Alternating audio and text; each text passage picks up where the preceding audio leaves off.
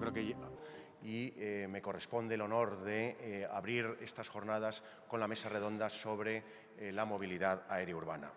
Sin embargo, antes de entrar en esta mesa redonda, me vais a permitir que, al hilo de lo que decía la presidenta del Cabildo Insular de Tenerife en cuanto al liderazgo que está asumiendo el Cabildo en aspectos aeronáuticos y espaciales, que dé la palabra a don Juan José Martínez Díaz, consejero de Innovación, Investigación y Desarrollo del Cabildo, que seguro que nos va a ofrecer una visión muy amplia en cuanto a los retos, tanto tecnológicos como jurídicos, a los que se enfrenta esta rama del derecho. Muchas gracias, Juan José.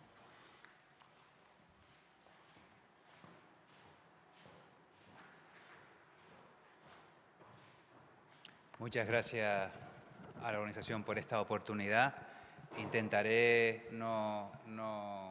igual asustado lo de muy amplia, intentaré que no sea tan extensa esa intervención, pero sí queríamos agradecer a la organización, al Instituto, a Sergio por su impulso, pues tener la oportunidad de participar en un evento tan cualificado como este y darles la visión de qué estamos haciendo desde el Cabildo de Tenerife y qué nos preocupa, que además viene muy a colación de muchos de los asuntos que van a tratar a lo largo de esta jornada.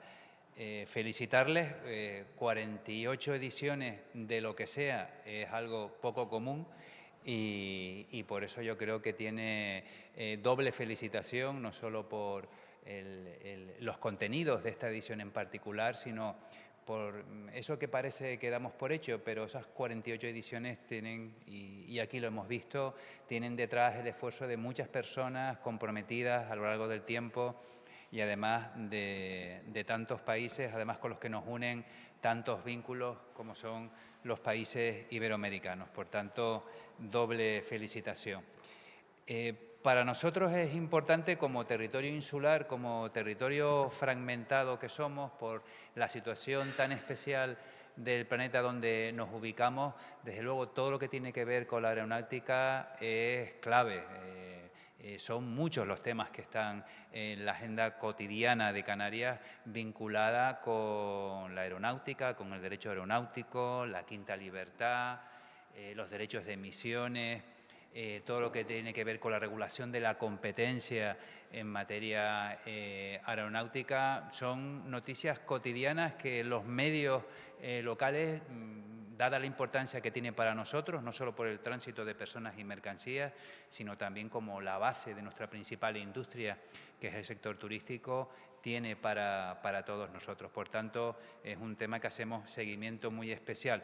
No obstante, mi intervención no va a ir tanto por ahí, sino por un ámbito de actuación que recientemente, en los últimos tiempos, estamos impulsando desde el Cabildo de Tenerife. Es una oportunidad que tenemos para poner capacidades que tiene la isla de Tenerife orientadas al desarrollo de la industria aeroespacial en nuestra isla, ¿no?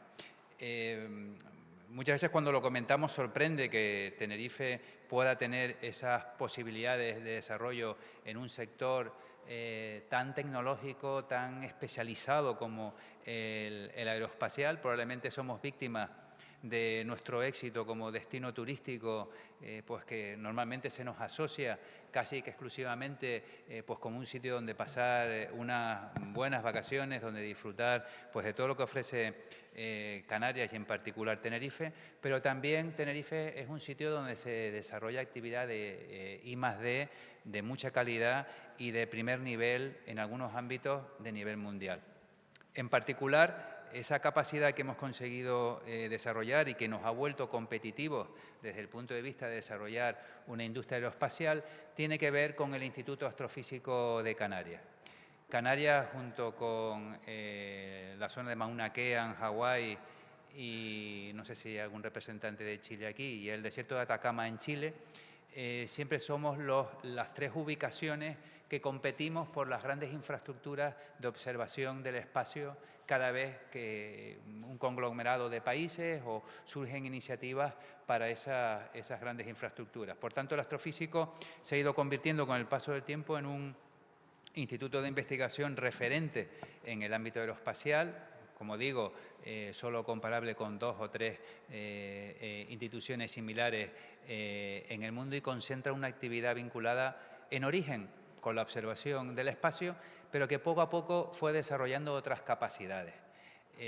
Como digo, al principio era un instituto de investigación centrado en la astrofísica que adquiría sus telescopios, que normalmente se desarrollaban fuera y se instalaban o bien en el Roque de los Muchachos en La Palma o en el entorno del Teide aquí en Tenerife, y progresivamente vieron que las especificaciones que necesitaban pues requerían pues del desarrollo de una pequeña industria local que fuera dando soporte a los equipamientos que requerían esos telescopios. Esa pequeña industria al final llegó a desarrollar o ha llegado a desarrollar telescopios enteros que no solo son para el uso del IAC, del Instituto Astrofísico de Canarias, sino que incluso se exportan a otros observatorios astronómicos de todo el mundo. Bueno, esas tecnologías, esas ópticas que fueron desarrollando para observar cada vez mejor el espacio, se plantearon también, bueno, ¿por qué no eso que sirve para ver también el espacio no le damos la vuelta y nos sirve también para desarrollar tecnologías de observación sobre la superficie terrestre pues de alta calidad? Ese fue el inicio de un proyecto financiado también por el Cabildo de Tenerife con el IAC, que llevó al desarrollo de una cámara, la cámara Drago, que por ahorrarles el relato, el año pasado, en noviembre, nos convertimos en uno de los pocos territorios en el conjunto del Estado español que ha sido capaz de poner en órbita un satélite desarrollado íntegramente por tecnología producida aquí, en Tenerife, en Canarias. El Alisios 1, con la tecnología del IAC, la cámara Drago 2, que está ya proporcionando imágenes sobre la superficie terrestre. Sobre esa base, el Cabildo de Tenerife, aprovechando ese potencial que tenemos tecnológico, estamos trabajando para la licitación de una constelación de satélites que nos permita tener información, no son geoestacionarios, pero sí nos va a permitir con cierta periodicidad contar con información que, bueno, que las aplicaciones son múltiples, ¿no? Desde la prevención de incendios, las aplicaciones para el sector agrícola, las detecciones de grados de humedad sobre el territorio, el control del tráfico marítimo que se acerca a Canarias. Como ustedes saben, todas las embarcaciones disponen o tienen la obligación de disponer de un transpondedor que señala su posición continuamente. Las embarcaciones que se detectan a través del satélite y que no lo llevan, pues normalmente llevan aparejado algún tipo de actividad no lícita o desde el punto de vista de pesca furtiva o desgraciadamente vinculados con el drama que estamos viviendo en las aguas canarias con la inmigración ilegal y ese,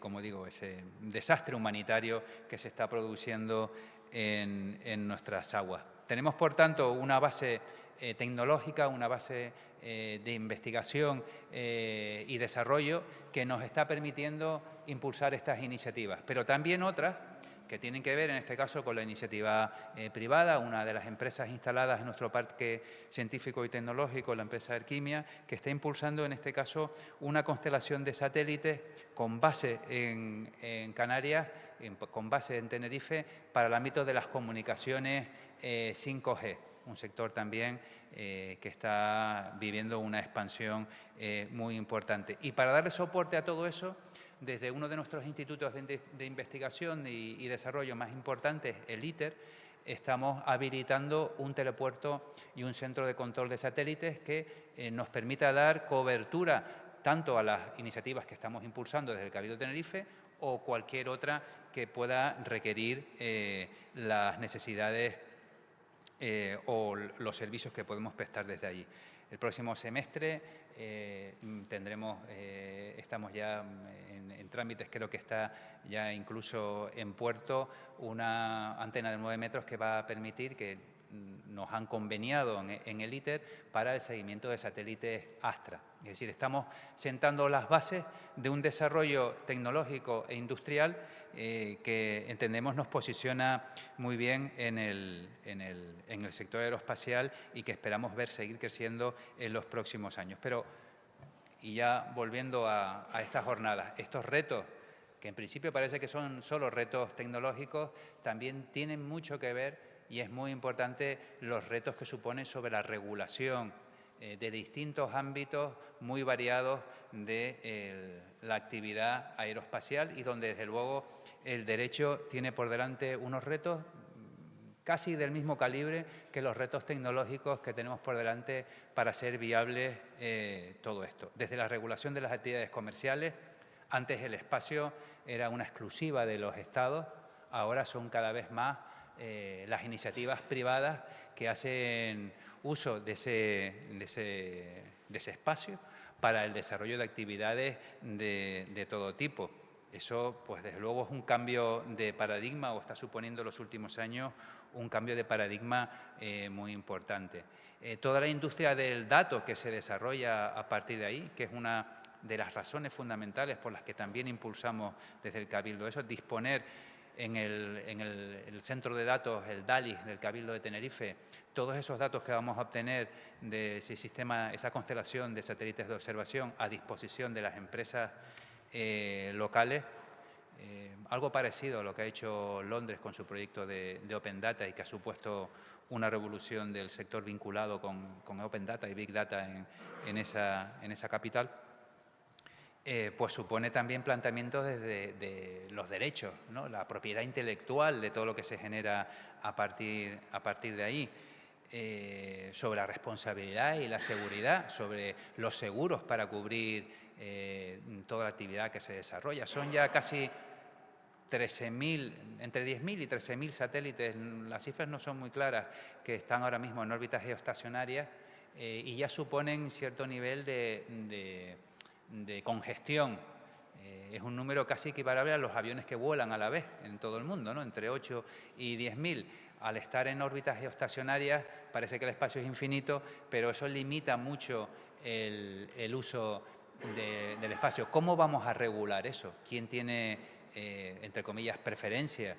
¿Qué prioridades vamos a establecer? Hará falta algo parecido, un código de circulación, un régimen de permiso. La basura espacial. ¿Qué ocurre con la basura espacial? Cada vez hay algún tipo de autorregulación, por lo cual los nuevos satélites pues tienen que tener también prevista pues su vida útil y cómo van a ser en ese sentido eliminados de lo que es esa creciente basura espacial que tenemos, de tal manera que no interfiera en el futuro. El posible uso hasta de recursos mineros, asteroides, en fin, las posibilidades que ahora vemos como muy difíciles o que pueden parecer complejas, en el futuro pueden ser realidades, y también va a plantear dificultades. La cooperación internacional, ¿qué legislación va a ser la prevalente en todo esto? ¿Le afecta a la empresa en función del Estado al que pertenece, alguna regulación supraestatal que desde luego hay que desarrollar, el impacto ambiental que tiene todo esto, lo que tiene que ver con la ciberseguridad, donde las comunicaciones satelitales también son cada vez más críticas y desde luego vulnerables o posiblemente vulnerables a acciones de este tipo. Por tanto, sin entenderlo mucho más, para nosotros es muy importante, vamos a estar presentes con la presencia de algunos de los técnicos, la consejera delegada del ITER va a estar aquí, porque desde luego los debates que se van a tener aquí van a ser muy importantes para nosotros, estamos todos aprendiendo, es un campo nuevo, es un campo donde hay todavía mucho camino por recorrer. Los retos son, como decía antes, de una magnitud enorme, no solo tecnológicos, sino también para los que tenemos o los que tienen también la posibilidad de hacer esas propuestas de regulación de lo que es ese mundo que tenemos por delante, ese nuevo mundo que es el espacio y todo lo que puede suponer para la mejora de la calidad de vida de los que vivimos en la superficie. Pues muchas gracias, solo me queda reiterar esas felicitaciones a los organizadores y que sepan que para nosotros es muy importante los contenidos y los debates que se van a generar aquí. Muchas gracias.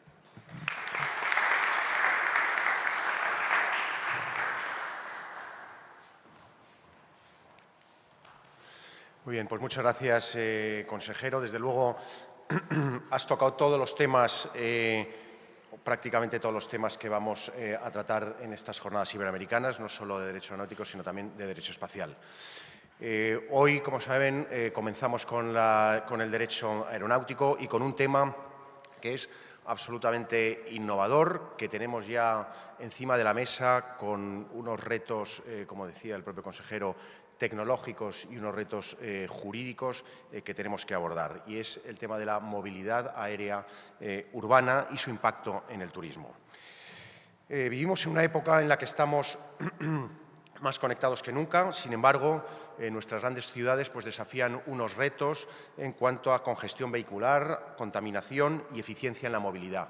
Y entendemos que la movilidad aérea urbana está llamada a convertirse en una solución a muchos de estos problemas, abriendo nuevas posibilidades de transporte, pero que también plantean grandes interrogantes desde un punto de vista jurídico. Y estas son algunas de las cuestiones que voy a plantear a nuestros ilustres panelistas de esta mesa redonda, que estoy seguro que sus valiosas aportaciones generarán un bonito debate y un intercambio de ideas enriquecedoras. Así que ya paso a presentar a los panelistas. En primer lugar, mencionar que tenemos como secretaria de la mesa a la doctora Griselda Capaldo.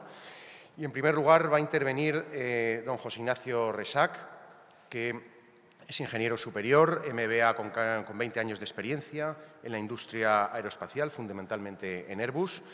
Actualmente, José Ignacio es el director comercial ejecutivo de IHAN para Europa y para América Latina.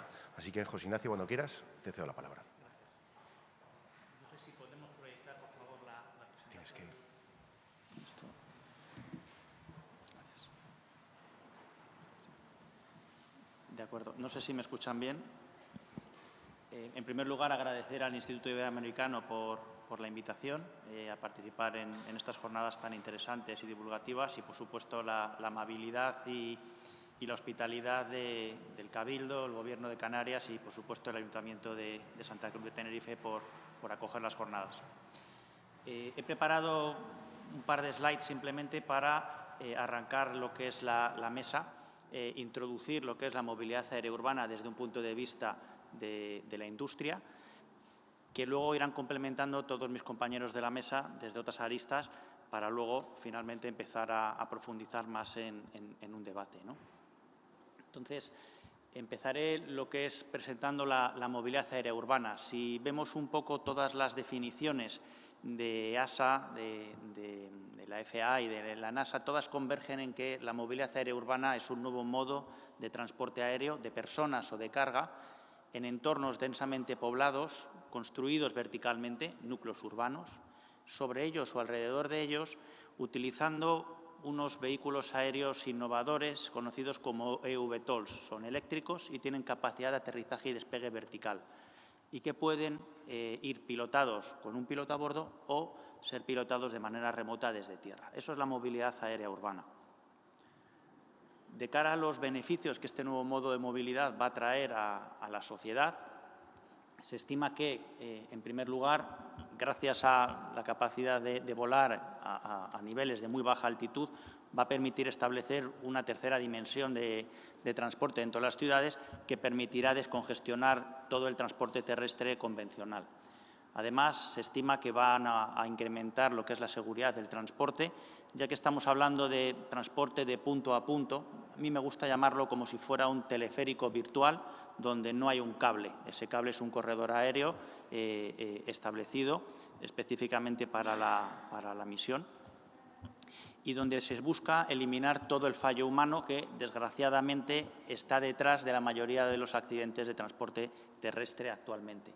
También, gracias a lo que es la propulsión eléctrica distribuida de este nuevo tipo de aeronaves, necesitan menos infraestructura para poder operar y se está buscando reutilizar o acondicionar infraestructura ya disponible en todas las ciudades para poder acoger este nuevo modo de movilidad. Y, por último, al estar hablando de propulsión eléctrica, es un transporte sostenible, no hace ruido y no contamina. Hablando un poco del mercado de movilidad aérea urbana accesible, diferentes estudios, algunos más ambiciosos o más optimistas, otros más realistas. Yo en concreto hago aquí referencia a uno de la firma de inversión de Morgan Stanley, que estima que para 2040 el mercado accesible de servicios y de la industria de movilidad aérea urbana es de $1 trillón. Aproximadamente 4 trillones de dólares es la industria de automoción hoy. Estamos hablando de un cuarto para 2040. De ese mercado accesible hay un tercio, que sería, o aproximadamente un tercio, que sería Estados Unidos, otro tercio que podría ser Europa y aproximadamente un tercio que es China. Por eso les he incluido ahí las cifras de la economía de baja altitud, que es como se conoce en China actualmente. En 2023 alcanzamos la cifra de 71 billones de dólares de facturación, de ingresos de esa industria en China. Y se espera que para 2040 alcancemos del orden de 250 billones de dólares en este tipo de servicios solamente en China, que encaja con esa previsión de un tercio del trillón de dólares de Morgan Stanley. Lo que quiero decir con esto es el mercado de movilidad aérea urbana en China es una realidad hoy, existe, y se está generando bastantes ingresos y eso está permitiendo a la industria local y a todo el ecosistema que veremos después desarrollarse a un ritmo muchísimo más rápido de lo que está ocurriendo en el resto del mundo. Hablando un poco de EHang, de mi compañía. EHang es el líder mundial en plataformas tecnológicas de movilidad aérea urbana. Es una compañía tecnológica china, pero está cotizada en Estados Unidos, en el índice Nasdaq. Es una compañía pionera en el sector que desarrolló y ha traído al mercado y ha certificado la primera aeronave eVTOL no tripulada para transporte de pasajeros. Fuimos la primera compañía en desarrollarla, sacarla al mercado, certificarla ante la Autoridad de Aviación Civil China. También tenemos lo que es la certificación para toda nuestra organización de producción y sistema de gestión de calidad, un Production Certificate, y tenemos certificados de aeronavegabilidad estándar para esta aeronave para poder transportar pasajeros en China. Solamente nos queda el Air Operator Certificate, que lo tenemos ya en curso, para poder empezar a cobrar a todas esas personas que ya llevamos muchos años transportando dentro de nuestras aeronaves. Y fuimos la primera compañía del sector en salir a bolsa en 2019. Luego nos siguieron otras tantas. La misión de la compañía, que esto es muy importante porque hay muchas compañías que se dedican a hacer vehículos aéreos eléctricos con capacidad de aterrizaje y despegue vertical, etcétera. Pero desde mi punto de vista no tienen un propósito claro, ¿no? Nosotros lo que queremos hacer es hacer posible un nuevo modo de movilidad segura, sostenible, autónoma y accesible para todo el mundo. Para transporte, digamos que más premium, segmentos más exclusivos, entendemos que ya hay otras alternativas. Nosotros queremos complementarlo con los eVTOLs de la compañía. Hemos preparado un pequeño vídeo de lo que es la movilidad aérea urbana y las soluciones de EHang en este sector, que yo creo que va a ser bastante ilustrativo. EHang is bringing the future of transportation into the present. We are making an impact on the daily lives of people around the world. With the world's leading autonomous aerial vehicle, or AAV technologies, we provide safe, autonomous, and eco-friendly air mobility solutions for everyone. The new era of air mobility is here. EHang AAVs offer passengers a relaxing point-to-point flight experience. They fly autonomously, controlled in real time by our command and control center. EHang AAVs keep passengers safe through rapid responses to changing flight conditions. Our AAVs are designed with advanced safety features, such as fully redundant systems and distributed electric propulsion.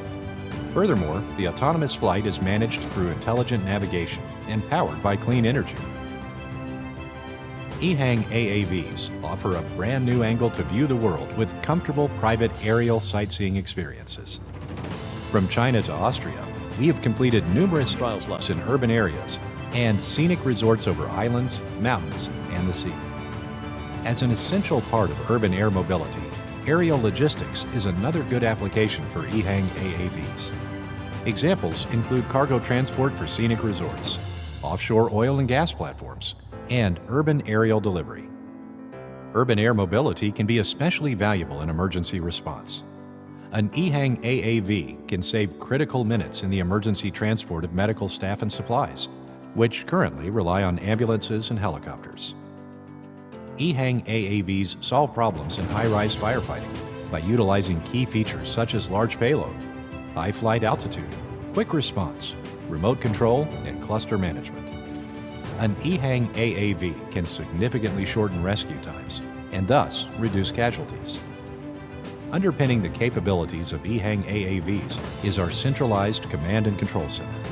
Here, we control, monitor, and coordinate a fleet of AAVs, setting up point-to-point flight routes and intelligently managed air traffic.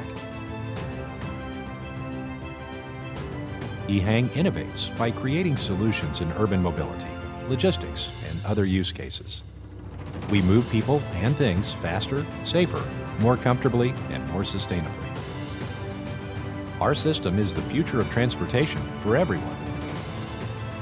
EHang AAVs will become an essential part of daily life, flying us into the future of urban air mobility. Entonces, entrando un poco en detalle en qué consiste esta tecnología, un poco para entender mejor luego los posibles, digamos, retos que pueden existir para implementarlo. EHang no solo ha desarrollado una aeronave eVTOL, hemos desarrollado un sistema completo para poder, digamos, que operarlo sin un piloto a bordo de forma segura y eficiente con muchas otras aeronaves. Básicamente, el sistema de EHang consta de la plataforma eVTOL más un sistema de mando y control que permite operarlo y comandarlo desde tierra y un data link basado en tecnología 4G LTE o superior, es decir, podemos volar con 5G, por supuesto. En resumidas cuentas, EHang es capaz de volar teléfonos móviles con personas a bordo. Podemos volar un eVTOL aquí en Santa Cruz desde China. Todo lo que necesitamos es un software donde ejecutamos el Internet, donde ejecutamos el software de mando y control, y necesitamos básicamente tener cobertura de datos donde está volando la plataforma. Todo esto, evidentemente, hay que enmarcarlo dentro de un marco regulatorio con los procedimientos operacionales correspondientes y la infraestructura en tierra y en aire necesaria. Pero la tecnología en sí ya existe, ¿vale?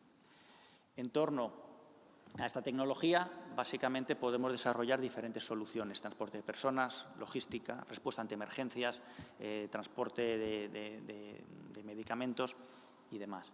Y, sobre todo, muy importante, podemos escalar las soluciones. Con el mismo software podemos volar cientos de drones, miles de drones. EHang tiene otra línea de negocio que consiste en el vuelo de pequeños drones de luces, ¿de acuerdo?, en un espacio aéreo, para poder representar figuras y formaciones y movimiento. Tenemos el récord Guinness mundial con 10.000 drones. Creo que ayer comentó el alcalde que habían volado aquí 220. En China hemos volado 10.000 drones. Todo en un espacio aéreo muy concentrado y sin que toquen. Todo eso se hace con el mismo software con el que nosotros operamos estas aeronaves. Evidentemente, no queremos volar 10.000 aeronaves tan próximas de unas de otras, pero la tecnología existe y se está utilizando. A nivel de certificación, ya lo hemos comentado, básicamente para operar comercialmente, como saben todos, en un determinado país se necesita la certificación de tipo de diseño, la aprobación de producción en cuanto a procesos de producción, organización y sistema de gestión de calidad y el certificado de aeronavegabilidad de cada una de esas unidades fabricadas en esas plantas. EHang ya tiene esas 3 certificaciones de la Autoridad de Aviación Civil China y estamos trabajando en el Air Operator Certificate para empezar a comercializar servicios. En paralelo, tenemos este sistema de gestión de UAS en la nube, que llamamos, lo tenemos también autorizado por la Autoridad de Aviación Civil para permitir controlar el tráfico aéreo y gestionarlo de forma enlazada con el ANSP, el gestor de tráfico aéreo y proveedor de servicios de navegación local, de forma integrada y segura. Hay que tener en cuenta que estamos hablando de unas estimaciones de alcanzar 160.000 eVTOLs, aerotaxis, drones, volando en ciudades para aproximadamente 2030. 160.000 aeronaves que van a volar debajo de 200 metros. ¿De acuerdo? Y encima en un entorno donde no hay mucho espacio libre de cara a rutas alternativas o procedimientos de emergencia.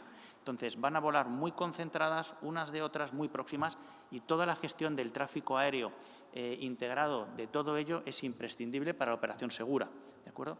Un poco por comparar, En todo el mundo hoy tenemos 25.000 aviones comerciales volando entre 1 kilómetro y 14 kilómetros de altitud, ¿de acuerdo?, en un espacio aéreo controlado de todo el mundo, 25.000. Aquí hablamos de 160.000 debajo de 200 metros y solamente en torno y alrededor de ciudades. Entonces, aquí la digitalización, la automatización de todas las operaciones y del sistema de gestión del tráfico aéreo es imprescindible para la operación segura y la escalabilidad. Y bueno, simplemente por terminar, nosotros no solamente somos, digamos, que la empresa tecnológica más avanzada en cuanto al sistema de aeronave no tripulada, en cuanto a la plataforma VTOL. Hemos volado la aeronave a día de hoy en 17 países en todo el mundo.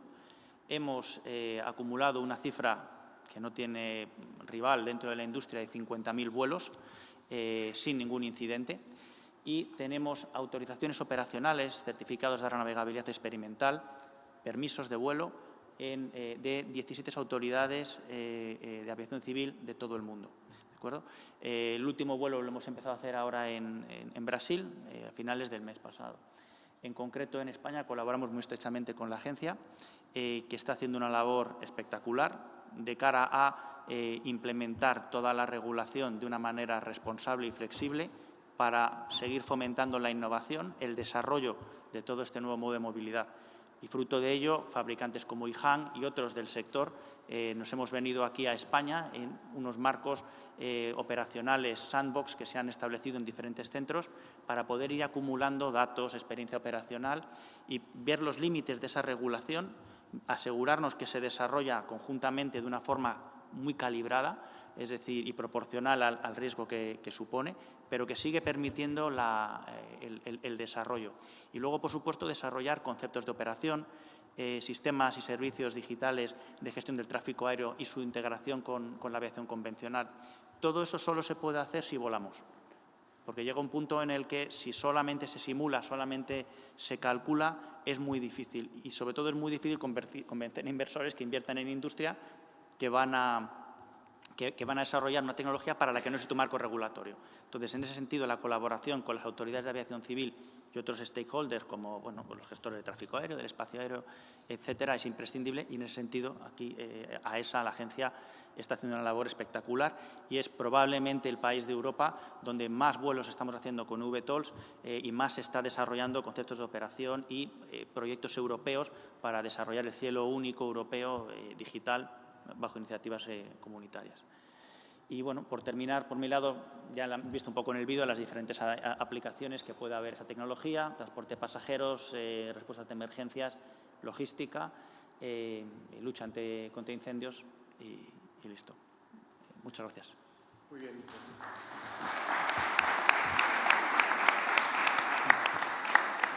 Muchas gracias, Nacho. Bueno, lo que está claro es que la tecnología ya está aquí, esto es una realidad, y ahora lo que pasa es que se plantea el reto de cómo regular esta realidad. Y para eso tenemos a doña Laura Sanz López, que es ingeniera aeronáutica, con 13 años de experiencia en aviación, principalmente como inspectora aeronáutica en el ámbito de trabajos aéreos y aeronaves no tripuladas. Y actualmente Laura es jefa de unidad de operaciones de división de aeronaves no tripuladas en AESA. Así que, Laura, bienvenida y te cedo la palabra. Muchísimas gracias. Lo primero, me sumo al agradecimiento. Para mí es un honor participar en estas jornadas. Muchas gracias. Bueno, voy a intentar resumir en este tiempo que tenemos el estado actual de la normativa y las perspectivas legales para la efectiva implementación de la movilidad aérea urbana, desde mi punto de vista. Perdón. Bueno. Lo he querido plasmar teniendo en cuenta los distintos segmentos que son necesarios para este desarrollo de movilidad aérea urbana, teniendo en cuenta, por una parte, las plataformas, las aeronaves, tanto las no tripuladas como las tripuladas, tener en cuenta también la integración en el espacio aéreo y, bueno, pues aquí voy a dar una pincelada sobre el U-Space. Y, por último, las infraestructuras aeroportuarias y los vertipuertos. ¿Vale? Explicaré también cuál es el papel de AESA en este desarrollo de movilidad aérea urbana y, bueno, por último, unas breves conclusiones. Para empezar, he creído que era interesante plasmar el roadmap de EASA. Esto es el esquema de trabajo, el horizonte temporal de lo que se espera, lo que se quiere conseguir en un futuro. Veis en la imagen que del 2020 al 2023 todos los esfuerzos se han centrado en desarrollar y en implementar las operaciones con aeronaves no tripuladas, las operaciones de distintos tipos de servicios o de trabajos con aeronaves no tripuladas, como puede ser el transporte de un punto a otro, ya sea en corredores previamente definidos o sin serlo, y centrados también en desarrollar las operaciones más allá del alcance visual del piloto. En el 2023 entró en aplicación la regulación relativa al U-Space y a partir de ese punto fue como el punto de partida o el hito en el cual todos los esfuerzos se están dedicando al desarrollo del transporte de pasajeros con aeronaves de despegue vertical, con piloto a bordo. A partir del 2026, probablemente sea un poco más tarde, se centrarán en el desarrollar la categoría certificada. La categoría certificada se refiere a operaciones con aeronaves no tripuladas de un riesgo muy alto. Y dentro de esta categoría entraría el transporte de pasajeros en aeronaves no tripuladas, es decir, sin piloto. Y luego ya, bueno, pues un horizonte temporal más lejano, del 2030 al 2035, será el turno de seguiremos con la categoría certificada y del transporte de mercancías internacional. Bueno, pues espero que con esta imagen tengáis más o menos claro en qué punto nos encontramos y qué es necesario desarrollar. Aquí os he puesto un resumen de las normativas, las regulaciones existentes y las que, bueno, falta alguna, pero se intenta plasmar todas las importantes. La primera línea es de las aeronaves no tripuladas. Los puntos verdes son normativas nacionales, reales decretos, y como veis se empezó a regular en el 2014. En el 2014 las regulaciones eran muy estrictas. Básicamente lo que hacían era prohibir las operaciones a no ser que se llevasen a cabo en unos escenarios de un riesgo muy bajo. En el 2018 se publicó un nuevo Real Decreto en el que se empezaba a flexibilizar, pero bueno, también siendo muy conservador y necesitando autorizaciones operacionales para la mayor parte de las operaciones. Con el 2021 y bueno, con la implementación de la regulación europea y asumiendo Europa las competencias sobre las aeronaves no tripuladas en su gran parte, se siguió flexibilizando. Ya se había ganado experiencia, los distintos estados aportaban esa experiencia con sus regulaciones nacionales y por ello permitió unas regulaciones más flexibles. En el 2023, EASA publicó una opinion en la cual lo que pretendía lo que pretende es desarrollar un marco jurídico que permita la movilidad aérea urbana, con una serie de acciones que luego os voy a explicar. Y bueno, para terminar, en el 2024 se publicó en España un nuevo Real Decreto que posibilita el marco U-Space y también bueno, pues, complementa el marco jurídico de los reglamentos europeos. Con respecto a U-Space, lo más relevante es que en el 2021 se publicaron las regulaciones europeas que regulaban tanto el marco jurídico de U-Space como también otros reglamentos que modificaban los existentes para posibilitar el U-Space. En España, desde el 2022, existe un plan nacional para el desarrollo de U-Space y, como os he comentado antes, en el 2024 se ha publicado el Real Decreto 517/2024 en el cual bueno, pues, se posibilita. Y bueno, para terminar, con respecto a los vertipuertos, en el 2022 EASA publicó un prototipo de especificaciones de diseño técnicas y que ahora mismo se está en proceso de desarrollo y de publicación. Bueno, entramos a las aeronaves, tanto no tripuladas como de despegue vertical. Aquí quiero que tengáis presente que hay distintos escenarios operacionales. Primero tenemos una categoría abierta que se denomina así, que son las operaciones de muy bajo riesgo, operaciones con drones de muy bajito riesgo. El reglamento o los reglamentos que regulan este tipo de operaciones son el 945 del 2019 de la Comisión Europea y el 947 del 2019. El 947 regula la operación como tal y el 945 la fabricación y el diseño. Pasamos a un riesgo más alto, categoría específica. Aeronaves no tripuladas que ya hacen unas operaciones más complejas, por ejemplo, operaciones más allá del alcance visual del piloto, transportando mercancía, por ejemplo.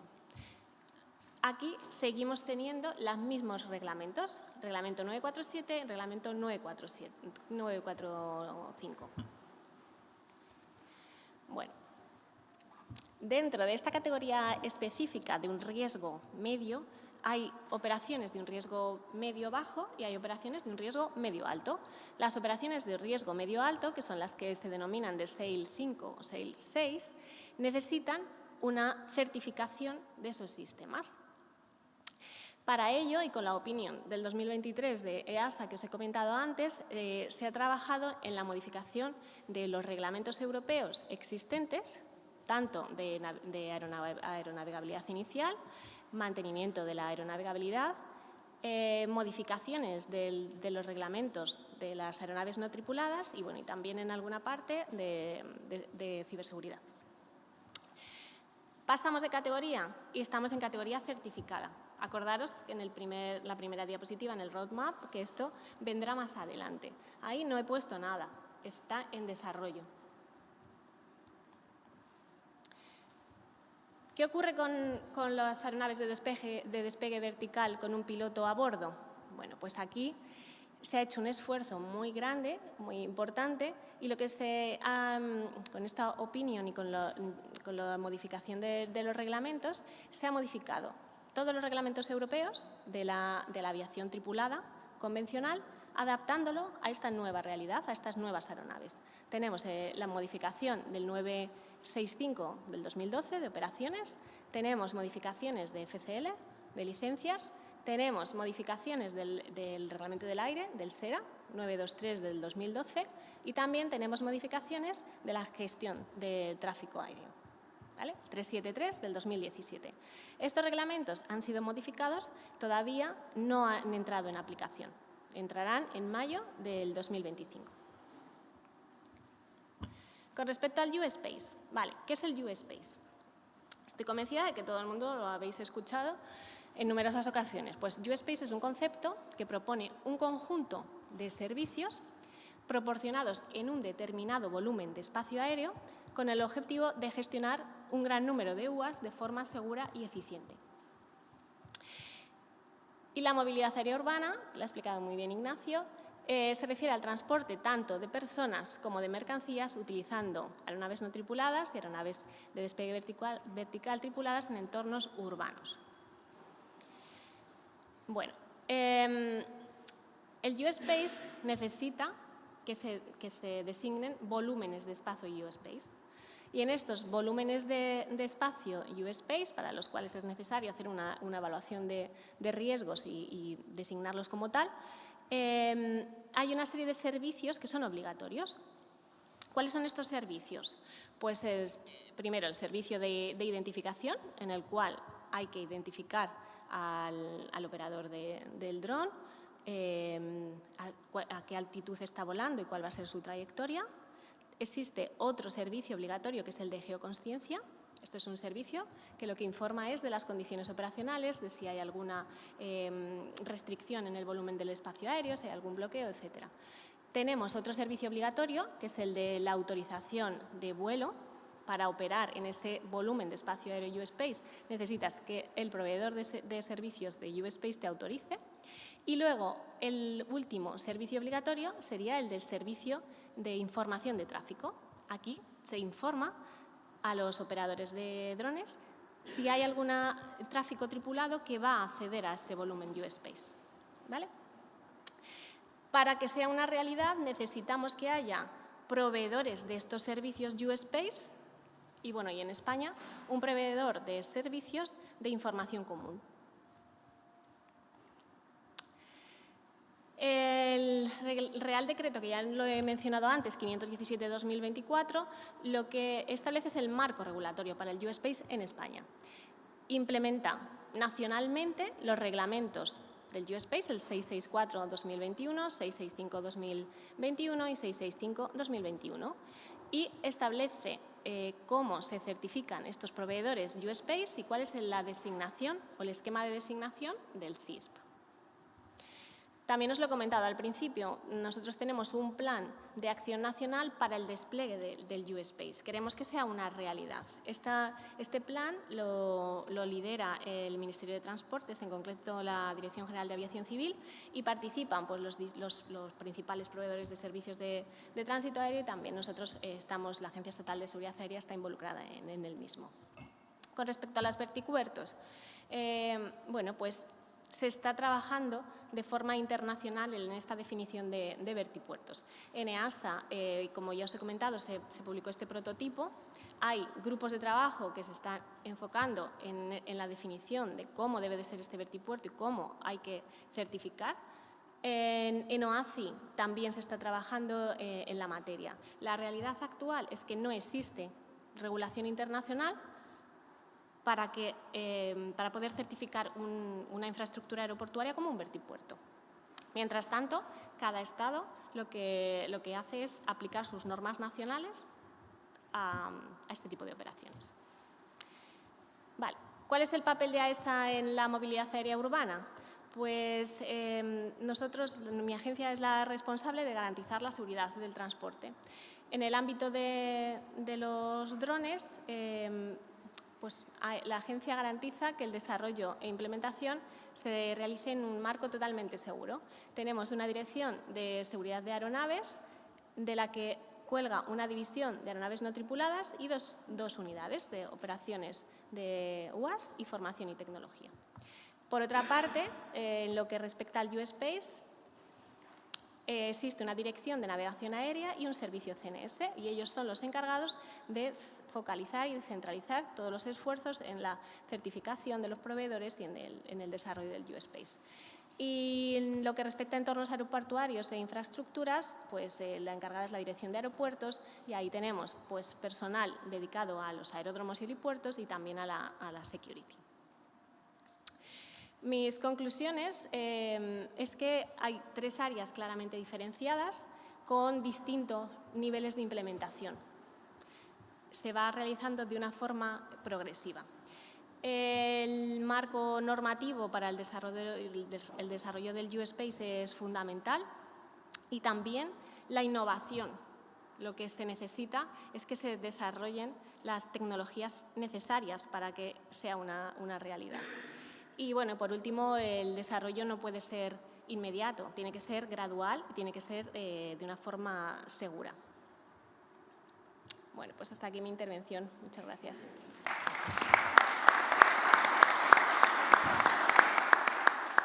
Muchas gracias, Laura. Pues ya tenemos la visión tecnológica, la visión regulatoria, y ahora voy a dar la palabra a Diego Raúl González, que estoy seguro que nos va a dar también una visión muy práctica desde su puesto como gerente en asuntos jurídicos de aeropuertos de Argentina, y además no solo esa visión práctica jurídica, sino también estoy seguro que filosófica, ¿no? Porque Diego es un apasionado de este mundo y estoy seguro que nos va a dar esa visión. Diego, además, para que también lo tengáis en cuenta, bueno, tiene 25 años de experiencia en la aviación civil aeroportuaria, es fundador de la Asociación Mundial de Abogados de Aeropuertos, WALA, y además es profesor de Derecho Aeronáutico en diferentes universidades, entre ellas es profesor del curso de Derecho Aeronáutico y del Espacio que organiza el UDIM, el Instituto Iberoamericano.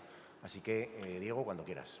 Gracias. Bueno, primero, buen día, gracias al Instituto. Felicitaciones por estas celebraciones tan interesantes y todo lo que vienen haciendo a lo largo de estos años. Para mí es un placer, es la segunda vez que estoy acompañándolos en estas jornadas y ahora ya me encuentro, era más joven cuando vine a Cádiz, creo la primera vez. Y ahora acá me encuentran ya más grande, a los 56, con un bebé ahí esperando en el hotel Benicio. Y mi mujer, así que estoy muy feliz de estar acá. Pásame. Eso, gracias. Yo creo que lo que estamos hablando nos desafía a todos como abogados y a pensar el derecho de la movilidad aérea urbana, porque ya vieron a dónde estamos, pero el sistema jurídico es como que viene sobrevolando el tema y viene naturalmente sobrevolándolo desde el derecho aeronáutico, que es donde naturalmente tiene que ir como asegurándose lo que Ignacio y Laura hablaban de la seguridad como valor crítico. Es decir, no hay que ir a un foro de ninguna naturaleza a poner en tela de juicio la seguridad como valor, con lo cual, cuando yo todo lo que vaya a decir, el piso es la seguridad operacional, más allá de lo que uno crea. La noción de la sustentabilidad, por supuesto, es más nueva que la noción de la seguridad, si quieren, y tiene que ver con la nueva agenda que empezó en el siglo XX con esta cuestión puntual. Pero el gran quiebre para pensar el derecho de la movilidad aérea urbana viene en la tecnología, en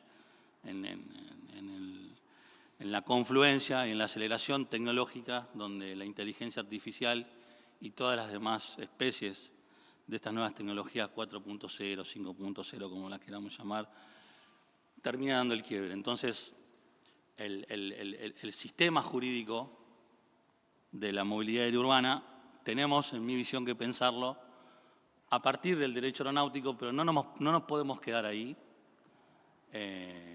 no nos podemos simplemente hacer un pase sine die de los institutos jurídicos, como le gusta explicar a la profesora Capaldo.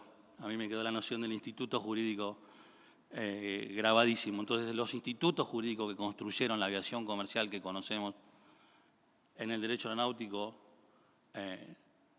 por tirar uno, aeronave. Y ahora, si quieren, después les comento un caso acá en Europa muy interesante de cómo impacta el instituto jurídico en términos del derecho aeronáutico, en términos de movilidad aérea urbana. Y tratar de ponernos a pensar en esos institutos, pero en este nuevo contexto, quebrado por el vuelo autónomo y la inteligencia artificial y la tecnología. Sobre todo porque el eVTOL es un concepto, pero también está el otro concepto que se maneja mucho en Estados Unidos, es el Personal Aerial Vehicle, donde ya no es el IJAN, sino que es, imagínense, como una moto voladora. Es decir, esta industria que IJAN y muchos operadores están empujando, atrás viene otra cosa que es para la industria. Esta industria está prometiendo cambiarnos la vida, vivir de otra manera, vivir la ciudad de otra manera. Y eso significa, y lo ven en la publicidad, salir del garage de casa con esto. No en un vertipuerto, o sea, un vertipuerto es el garage de casa, así lo están pensando. Entonces, el concepto aeropuerto del derecho aeronáutico o del derecho aeroportuario, para hacer un poquito más de publicidad, tampoco alcanza, porque eso va a ser el principio y donde naturalmente esto se va a desarrollar, pero cuando salgan a comercializar, de hecho le están vendiendo, haga un vertipuerto o un lugar para aterrizar esta Fly Machine en su casa. Y ese es el cambio de vida. Entonces, el otro pilar para pensar el nuevo derecho de la movilidad urbana es el ámbito, que también es novedoso respecto del derecho aeronáutico.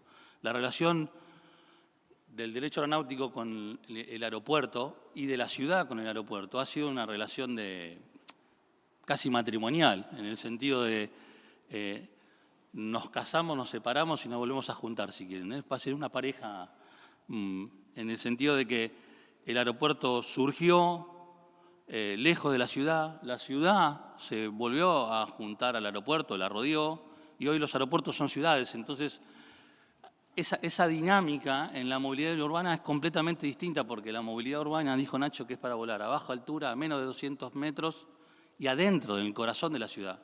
Y el derecho aeronáutico y la aviación civil tiene una relación con la ciudad que es de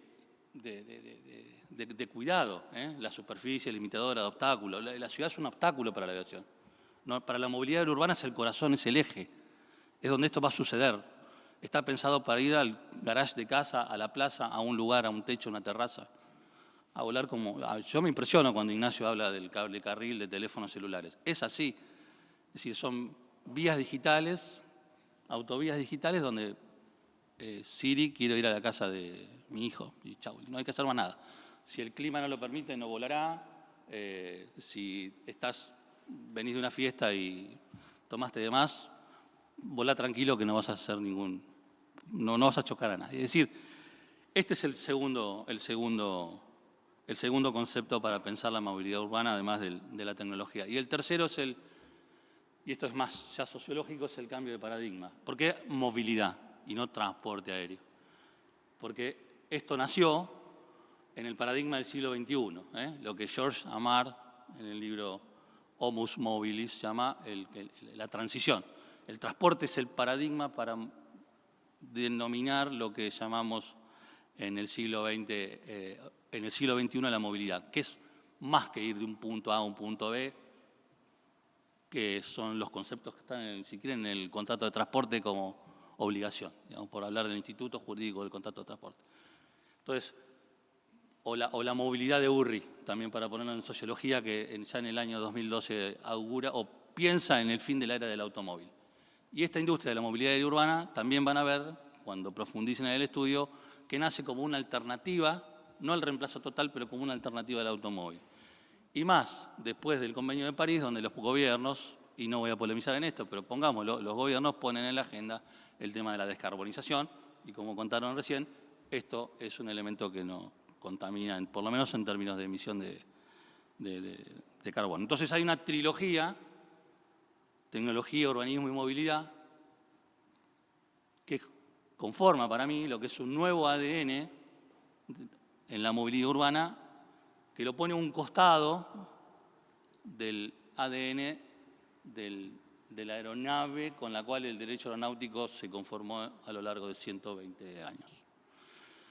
Y esto es lo que me parece hay que pensar o tener en cuenta a la hora de pensar el derecho de la movilidad aérea urbana. Con un fenómeno más desde el punto de vista jurídico, que cuando hablamos de movilidad y no de transporte, y de movilidad urbana, tenemos que entrar a todo un mundo, a su vez, nuevo, para mí, desde que estamos investigando esto, que es el derecho de la movilidad urbana, no la aérea, la movilidad urbana en sí. Vieron la pirámide de la jerarquía de la movilidad, las ciudades ya tienen sus políticas públicas fijadas en términos de prioridad, a qué transporte le dan prioridad, el peatón primero, bueno, los tipos de movilidad, la bicicleta, la movilidad sustentable. Y esto viene en un concepto que también es nuevo, y a prestar atención a lo que China viene empujando en el mundo, como empuja el One Belt Road. China está empujando en el mundo la economía de baja altitud, y este es un concepto que habrá que también tener muy presente. Entonces, ahí, cuando empieza el modo aéreo, se mete en la movilidad urbana, se está metiendo en otro marco jurídico que es el derecho a la ciudad, el derecho a la movilidad urbana, y eso está teorizado, tiene principios, es cómo esta cosa que vuela va a venir a entorpecer a los ciudadanos. Lo están sufriendo acá, el derecho a la ciudad, sufriendo. Ven ejemplos del derecho a la ciudad en Barcelona con el tema de la turistificación, donde los grupos de presión, invocando el derecho a la ciudad, le piden al gobierno que frene la reforma, la expansión del aeropuerto del Prat. Entonces, todo este conglomerado de situaciones jurídicas, sociológicas, filosóficas, políticas, atención a los gobiernos, porque para promover la movilidad urbana van a tener que tener en cuenta, y era lo que quiero mostrar en la presentación muy breve, la aceptación del votante, de la gente, del habitante, de esta nueva forma de vivir que el mercado está proponiendo. Entonces, esta movilidad urbana tiene déficits y para resumirlo, lo quiero poner en 3 déficits. El déficit, la aceptación social, que es un concepto y no mera tolerancia. Ahí hay aceptación y tolerancia, acá es cuando el lenguaje empieza a jugar muy fuerte en términos de lo que se pretende.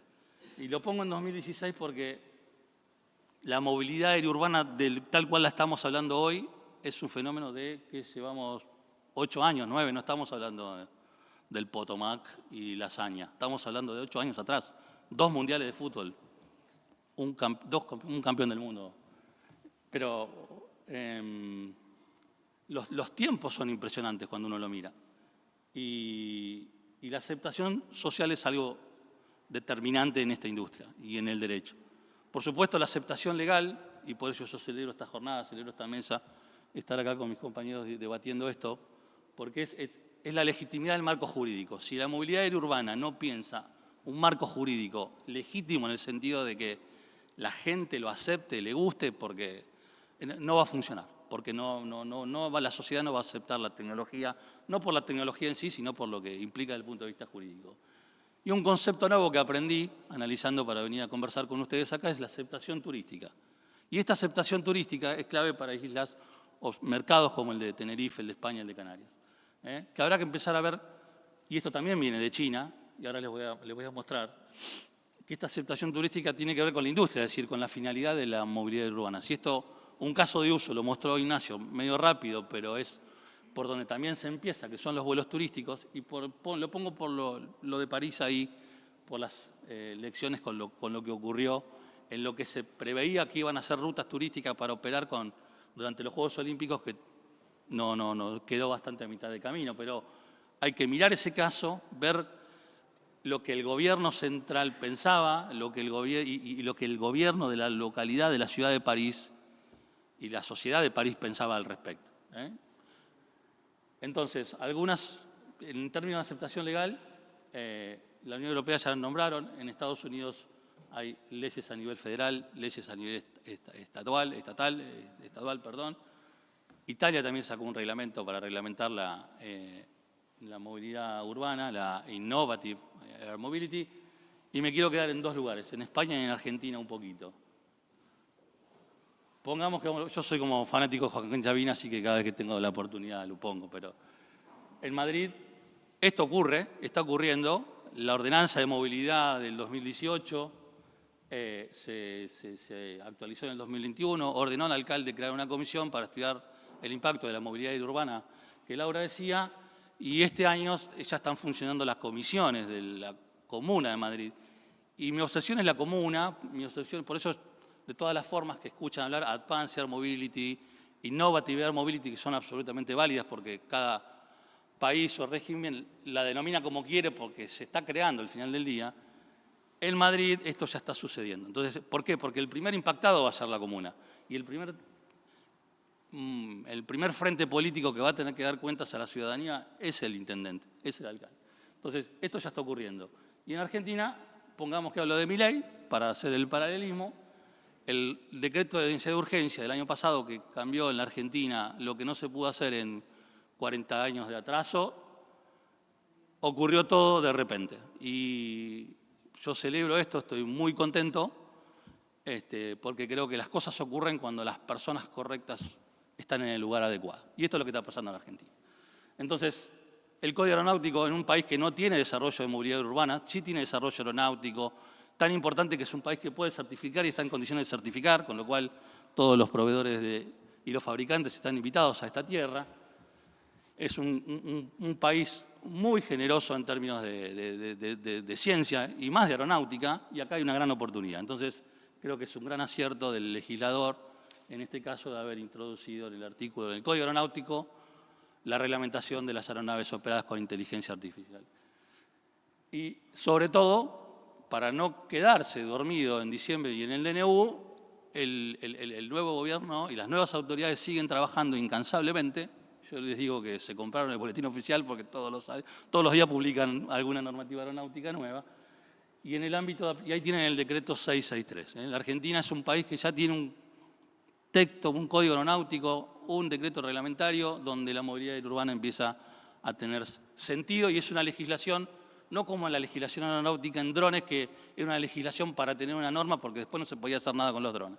Bueno, acá en la Argentina es una legislación nueva pensada para facilitar y apoyar el desarrollo de la tecnología. Y esto es lo que quiero compartir con ustedes para pensarlo. Tenemos que evitar caer en el síndrome del carruaje sin caballo. Esto pasó cuando el automóvil reemplazó al carruaje como medio de transporte o de movilidad a principios del siglo XX, donde la primera ley de tránsito, por ejemplo, del Estado de Nueva York, en el año 1903, tuvo que decir, bueno, esto es un auto, no es un caballo, y crear toda una norma de tránsito. Bueno, esto es exactamente lo mismo. Y esto es lo que le decía al principio cuando decía, quedémonos con el derecho aeronáutico, empecemos con el derecho aeronáutico, pero ojo con los institutos del derecho aeronáutico que fueron pensados para otro tipo de aviación. Sí, de aviación, pero diferente. La aceptación social es la otra clave. Acá hay un trabajo muy bueno, esto es en el 2020.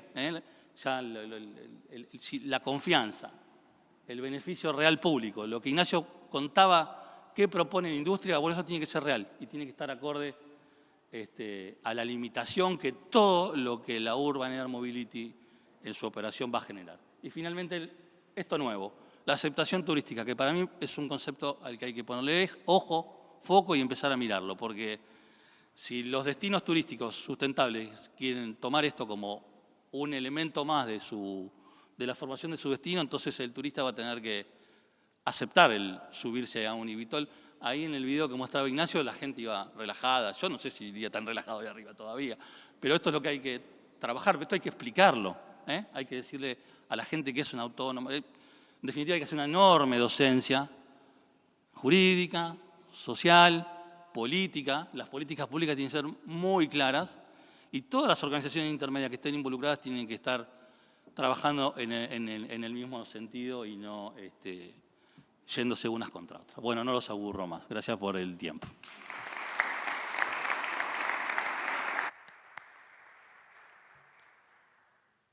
Bueno, muchas gracias, Diego. Yo sabía que le ibas a dar ese toque filosófico a tu intervención.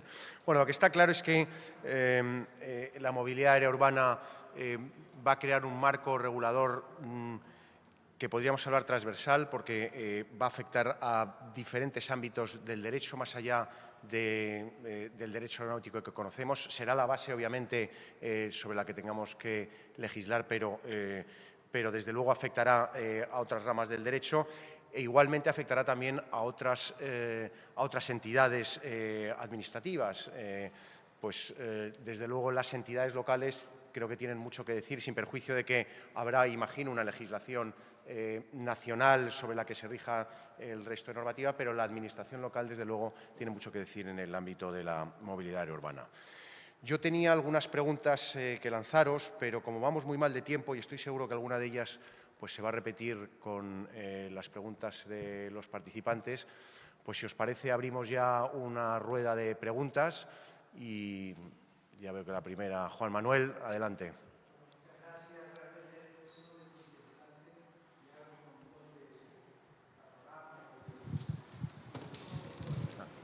Juan Manuel, perdón un segundo que te vamos a dejar el micrófono para que te escuchen los que están online.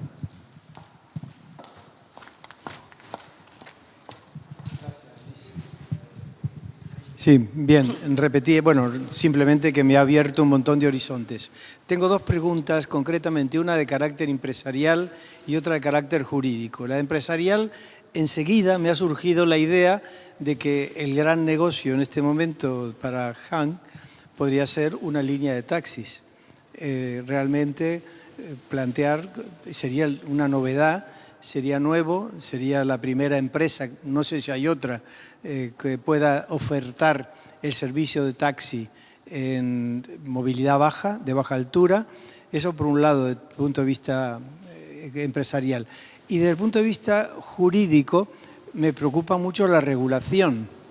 Sobre todo, cómo organizar, cuando esto empiece a desarrollarse, sistemas de semáforos aéreos.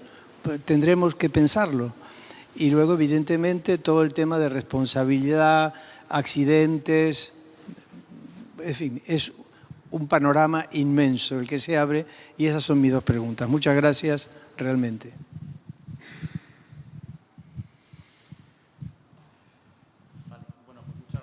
las preguntas. A ver, la tecnología existe, ¿de acuerdo?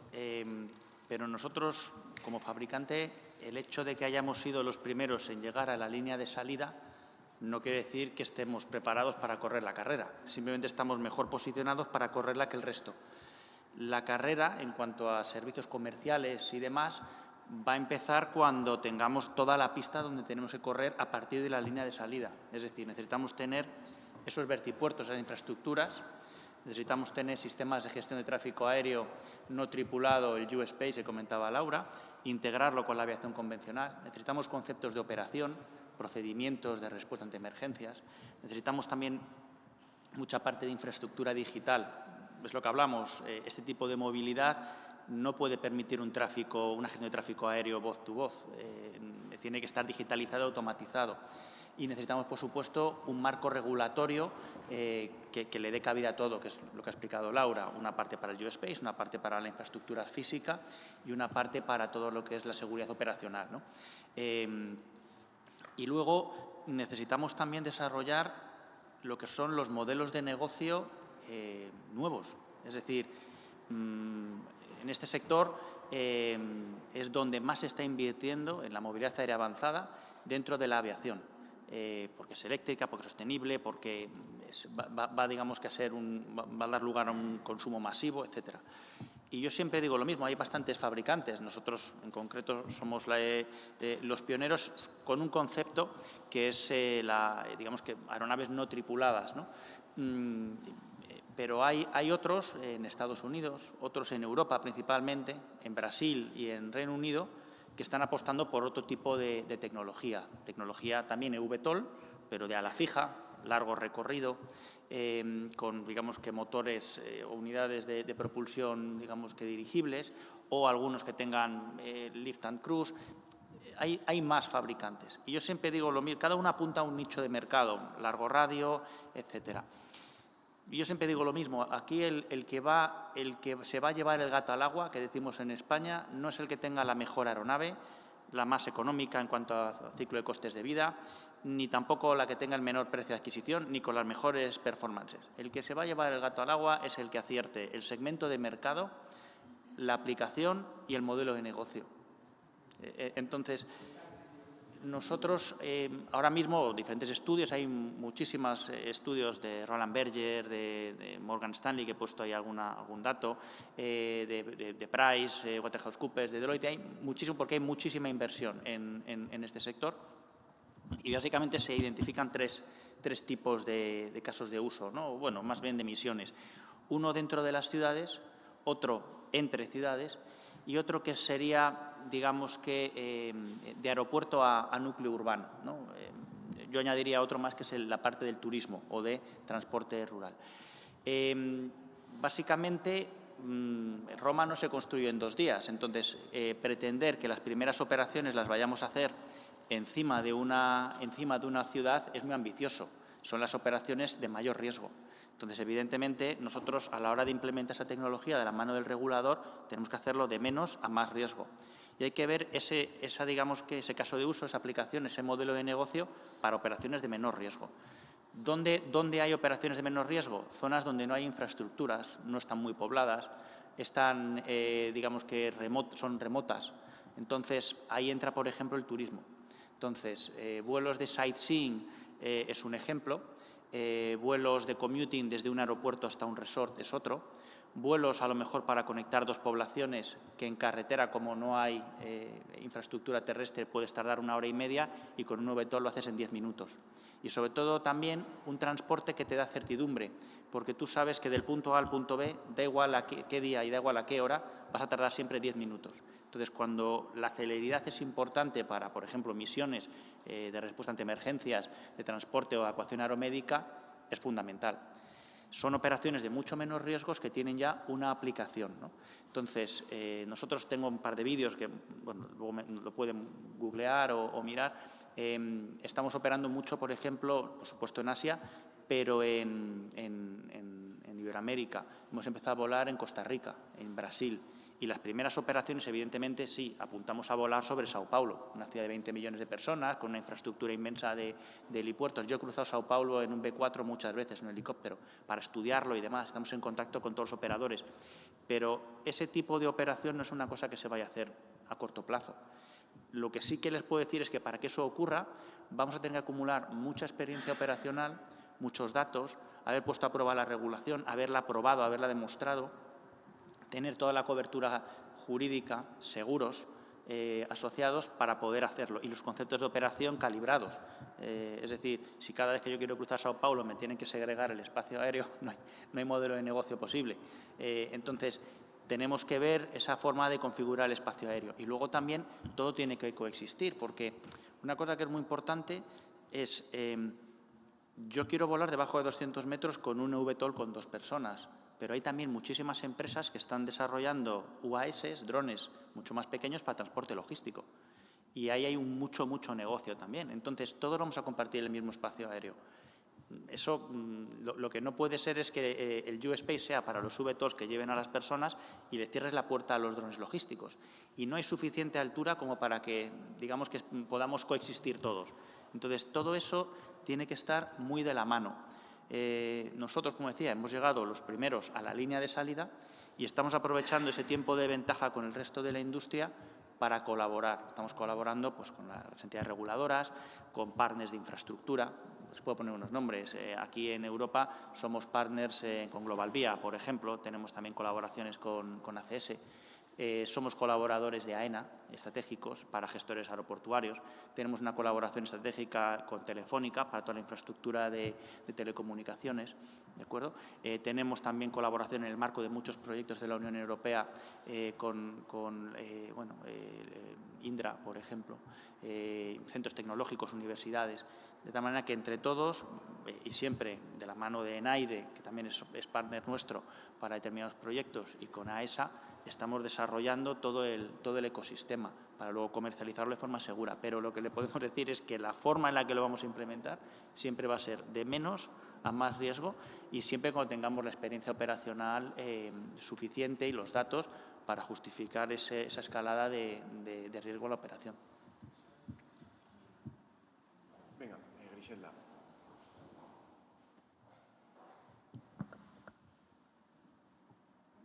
Ahora.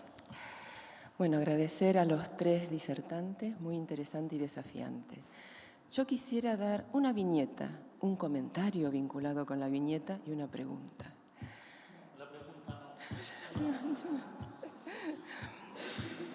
La viñeta viene a cuento de que así nació la aviación. Nació con movilidad urbana, porque las montgolfieras partían del jardín de tu casa. Y así, menos de un año después, en 1783, salen las primeras normas aeronáuticas, ¿no? Las ordenanzas de Lenoir, que apuntan a que esa movilidad urbana en un globo requería un piloto calificado, certificado y además un permiso previo, que con lenguaje moderno diríamos son normas de seguridad operacional. Esa viñeta, a raíz de lo que comentaste, Diego, la visión norteamericana del Personal Aerial Vehicle, donde sales del garage de tu casa, ¿no? Si eso se diera, ya sería una movilidad personal, urbana, no sería taxi aéreo, ni tampoco sería movilidad de pasajeros. Si eso se diera, ese escenario futuro, lo conceptualizo como que la ciudad se va a transformar en un gigantesco aeropuerto. La ciudad va a ser una plataforma, gigantesca plataforma aeroportuaria. Y eso se me ocurre que generará serios dilemas de seguridad. Y aquí viene la pregunta. En el resumen que nos pasaste y que ha circulado, comentabas la necesidad de una escala jerárquica normativa. Y en una frase comentás que va a ser necesario un puzzle jurídico propio de cada región o ciudad para manejar, regular esta actividad. ¿eso no puede generar un riesgo de hiperfragmentación de la norma aeronáutica o de la norma de la movilidad? Gracias por la pregunta. La última vez que me hiciste una pregunta en un seminario terminé estudiando y escribiendo un libro, pero de ignorante que era. Ahora sigo tan ignorante como antes, pero más viejo. Definitivamente sí, el riesgo es ese, pero tiene que ver con la base constitucional en función de la cual esto se vaya a regular. Porque si el Código de Planeamiento Urbano, que es de competencia constitucional de los municipios, es el que va a tener que reglamentar el uso del suelo, como hoy se reglamenta para la aviación tradicional, entonces el problema es mayor. Tenemos la suerte de que nos acompañe el profesor Jaime Rodríguez Arana de la Universidad de La Coruña, con quien hoy voy a tener el gusto de presentarles el libro del derecho aeroportuario. Y él habla del derecho de las infraestructuras, el derecho infraestructural. Y ahí el gran rol lo cumple el Estado en el desarrollo de las políticas públicas de la infraestructura. Y esto que vos preguntas, a mí me asusta porque la industria lo está empujando, no es que estamos hablando de algo que a lo mejor a alguien algún día se le ocurre. En el papel que circularon, vieron que el profesor Couture, esta es la gran envidia con los uruguayos, los grandes científicos que tienen. Nosotros los tenemos, pero quisiera que fueran todos nuestros. Cuando comenta y prologa en el año 55 el libro del profesor Bauzá Araujo, él ya habla del vuelo personal, el inspector Gadget de aquella época. Y él dice que la generación nuestra o siguiente le iba a lograr. Y esta generación lo logró porque es la generación que está haciendo el personal vehicle. Entonces vas en tu bicicleta voladora y vas a tener que convivir con el dron de carga y con el IHAN que te cruza por la cabeza. No sé si habrá un semáforo, no sé si eso va a funcionar así. Tampoco sé si habrá un controlador, no va a haber un controlador aéreo dialogando con... va a ser el mundo de las máquinas. Pero lo que vos planteás definitivamente es uno de los grandes problemas o de los grandes dilemas que hay que definir de cómo queremos vivir. Y vuelvo a la aceptación, lo queremos, porque a lo mejor la industria empuja, digo la industria, estoy hablando del gobierno de Estados Unidos, el gobierno de China, el gobierno de Corea, con la Unión Europea, Australia, Japón. El año que viene se hace en Osaka la gran conferencia mundial de todo esto. Es decir, es el año que viene, Ignacio, ¿no? En Osaka, en Japón. La Expo Osaka. Bueno, ahí el mundo va a dar cuenta de dónde está esto y yo ojalá pueda estar, pero va a ser tremendo porque el desafío para los juristas y para los cientistas políticos es terrible porque ¿qué hacemos con la infraestructura? ¿La ciudad va a eso? Y tal vez sí, pero habrá que pensar el derecho desde otro lado. No, el derecho aeronáutico nos va a quedar muy cortito. Miren esto, y yo termino. En el tema de... Le vamos a exigir a la empresa de que haga el negocio de Vitol que cumpla con el reglamento de protección del pasajero del transporte aéreo. El reglamento 261. Fíjense, les recomiendo un artículo del profesor Benjamin Scott, que es un profesor de Leiden, que es un fenómeno, que está muy, muy vinculado, muy estudiando este tema. Y cuenta hoy cómo en la regulación europea la definición de aeronave en el reglamento de protección a los derechos del pasajero habla de aeronave de ala fija o basculante, no sé cómo se llama bien. Pero el avión o la aeronave o la fly machine de IHAN no tiene ala. Entonces, si uno mira el derecho aeronáutico, el que vuele en el IHAN no va a tener el régimen de protección del consumidor, del pasajero, del transporte aéreo que va a tener el que vuele en Lilium o en otro que no tenga ala. Bueno, ese tipo de ejemplos es al que me quiero referir cuando digo sentémonos y pensemos el derecho a la movilidad urbana. El aeropuerto, la ciudad va a ser un aeropuerto, y vuelvo a la relación ida y vuelta de la pareja. Nos peleamos, nos juntamos, nos vamos, nos peleamos, nos juntamos, nos vamos. Ahora estamos todos juntos, somos el aeropuerto. En algún momento creo que la agencia acá en España definió que la ciudad, mi casa, mi aeropuerto. Pero bueno, sí, coincido con esa... son preocupaciones que les dejo, no tengo ninguna respuesta, discúlpenme por eso. Gracias. Muy bien. Venga, Alfonso, dos últimas preguntas. Siento ser el aguafiestas, pero vamos muy mal de tiempo. Con curiosidad a oír este tema. Me voy con más dudas todavía. Logrado el objetivo, pero con una esperanza. Y la esperanza es que ustedes tres, con la Secretaría de Griselda, conformen una comisión de este instituto para comenzar a regular este tema, porque, como lo dices tú, Diego, la ala fija pues, no entra en estas nuevas formas de transportarse. Y qué sabroso, en lugar de tener que hacer 2, 3 horas de recorrido, poder hacer 10 minutos con una de las aeronaves que probablemente tú pongas en rifa alguna para aquí, para todos los presentes, y que nos podamos ir cada uno a nuestra casa y en lugar de volar 12 horas o 14 horas para llegar a América, lo podamos hacer en 20, 25 minutos. Insto al instituto a que, para que las curiosidades que traíamos, las dudas que nos quedan, sean fija en una esperanza en que ustedes formen una comisión dentro del instituto y que nos vayan nutriendo de lo que se puede ir haciendo, porque de esto no hay nada regulado. Muchas gracias. Muchas gracias, Alfonso. Tomo nota y ya lo hablaremos. ¿La aceptaron? Pues ya está, pues creada la comisión. Adelante, Óscar. Óscar, perdona. Soy Óscar Elizalde, piloto, aviador, mejor dicho. He hecho de menos, seguro que está súper previsto, echo de menos la relación y la reglamentación sobre los vuelos y las condiciones atmosféricas. Claro, cualquier objeto que esté en el aire está sometido a las inclemencias de tiempo, la divisibilidad, etc. Todo eso en nuestra aviación, la normal, la que yo conozco, no quiero decir que esta sea normal, pero está perfectamente reglamentado y tenemos una respuesta con unas tecnologías que nos permiten aproximaciones sin ver el suelo en absoluto, no decision altitude, etc. Todo esto me imagino que estará pensado las cantidades de ráfagas de viento, la intensidad, etcétera, porque estamos en un elemento que está en movimiento y la máquina también. Solamente es ese el comentario. Sí, muy rápido.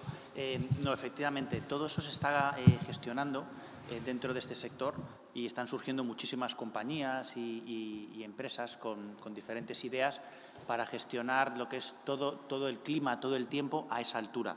Normalmente nadie lo monitorizaba a esa altura porque por ahí no se volaba, ¿no? Hay empresas, además, que están desarrollando, sobre todo en base a nuevas tecnologías, nuevos sensores, utilizando cosas súper disruptivas, como por ejemplo los teléfonos móviles de la gente que hay por allí, para poder, digamos, que monitorizar exactamente y tener con mucha más sensibilidad y precisión conocimiento de todo el clima o la meteo por toda la ruta donde va a pasar el dron. Entonces, se está desarrollando muchísimas soluciones. A nivel de seguros pasa lo mismo. Se están desarrollando seguros un poco a medida para ese tipo de movilidad. Sí. Si me permitís, simplemente informar que en los volúmenes de espacio aéreo U-Space también habrá un servicio que no es obligatorio, pero que sí que será voluntario, de proporcionar información meteorológica. Al final es un elemento clave y que es necesario para realizar esos vuelos. Luego será el operador el que determine si puede operar con esas condiciones o no puede hacerlo. Estupendo, pues muchas gracias. Yo creo que los panelistas se merecen un fuerte aplauso porque ha sido muy interesante.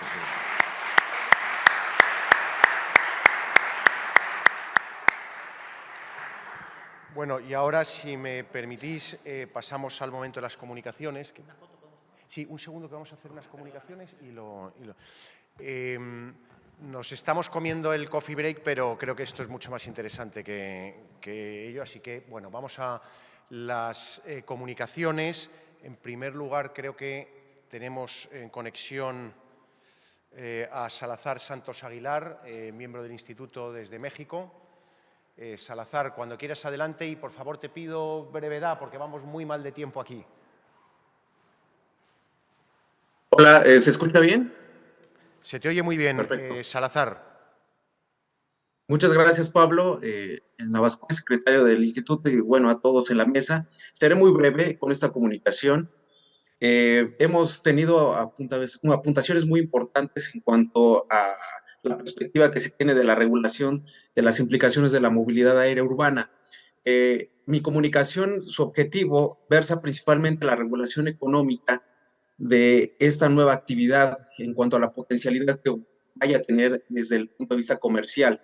Sin embargo, ahorita hemos tenido un matiz muy importante en el cual se está pudiendo observar el hecho de que posiblemente esta actividad, pues más allá de que sea regulada económicamente a través de operadores, de manera individual tendrá una resonancia en cuanto a, podríamos llamar, a la democratización de esta movilidad aérea urbana. Pero bueno, más allá de todo este matiz, yo sí quiero enfocarlo principalmente en la regulación económica y tomando un énfasis quizás también en cuanto a la cuestión histórica inmediata. Creo que ahorita las experiencias europeas, las experiencias también que se están viviendo en China, ya nos están manifestando un punto de hacia dónde está la tendencia de esta movilidad aérea urbana. Sin embargo, quiero hacer mención de un proyecto que seguramente es ampliamente conocido por todos y todas ustedes y tiene que ver con el proyecto de Airbus Vahana. El antecedente inmediato de este proyecto tuvo lugar en una cuestión comercial denominada Boom, Boom que tuvo un eje de lanzamiento en 3 ciudades, Los Ángeles, California, también tuvo un eje de lanzamiento en Ciudad de México y San Pablo. Hablaré específicamente del caso en México, esto fue en el año 2018 y esto es el antecedente de esta cuestión que finalmente repercutió en Vahana, porque Vahana es el desarrollo del vehículo no tripulado de Airbus y donde se están tratando de manifestar 3 ejes de desarrollo tecnológico que brevemente enunciaré.